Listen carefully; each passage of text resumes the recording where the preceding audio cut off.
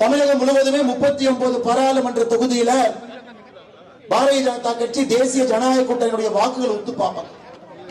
68,045 பூத்துக்கள் இருக்கு. தமிழகம் முழுவதுமே 39 பாராளுமன்ற தொகுதியில 68,045 பூத்.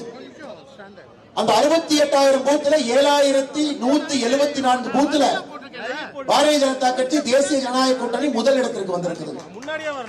68,045 பூத்துல 18,086 பூத்துல இரண்டாவது இடத்துக்கு வந்திருக்கின்றோம். என்ன கணக்கு சொல்லுது பாருங்க. தமிழகத்தினுடைய மொத்த பூத்துல பாரதிய ஜனதா கட்சி தேசிய ஜனநாயக கூட்டணி 37% பூத்துல 1ஆம் இடம் 2ஆம் இடம் வந்திருக்கின்றோம். இது சாதனை இல்லைங்களா? 70 ஆண்டு காலமாக திராவிட கட்சிகளுடைய பிடியில் இருக்கக்கூடிய தமிழகம் உறக்க பேசி இருக்கிறது. 37% பூத், 68,000 பூத்துல 3 பூத்துக்கு ஒரு பூத்துக்கு மேல சொல்லி